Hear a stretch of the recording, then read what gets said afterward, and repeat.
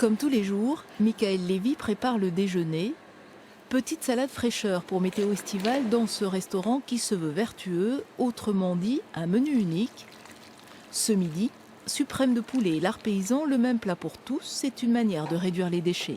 Je gâche quasiment rien, comme dit, c'est la salade qui de temps en temps, je dois m'en débarrasser parce qu'elle commence à flétrir.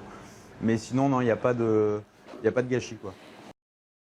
Compris ce qui est jeté, pour 50 € par mois, Michael Lévy s'offre les services de Cycle, une start-up qui vient collecter ses déchets organiques une fois par semaine. Voici comment ça se passe.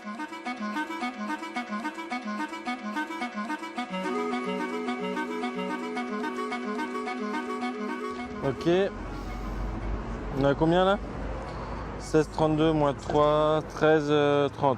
13 kilos pour une semaine, c'est peu comparé à d'autres restaurants qui produisent une centaine de kilos de déchets hebdomadaires. Ils seront transformés en compost, mais que faire de ce qu'il reste dans les assiettes des clients?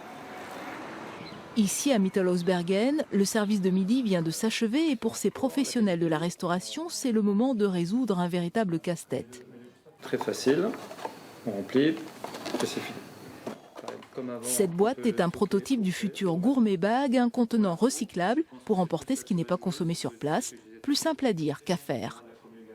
Un tartare, malheureusement, celui-ci sera destiné à la poubelle, parce que la chose qui se passe, c'est un produit trop sensible qui ne peut pas être conservé après son service. Pour nous, un client satisfait est un client qui vide son assiette. Après, la responsabilité du cuisinier est de proposer la bonne quantité par rapport à sa clientèle. Le meilleur déchet est donc celui qui n'a pas été créé. Sinon, on retrouve Cycle, la start-up.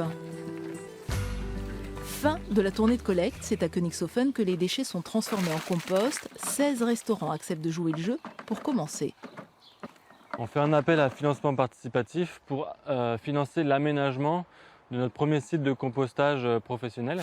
11 000 € pour faire plus et mieux. Les restaurateurs sont demandeurs et voici la première production de compost. C'est quand même génial de se dire que ça c'était un déchet qui était envoyé à la poubelle, à l'incinération, on ne veut plus le voir.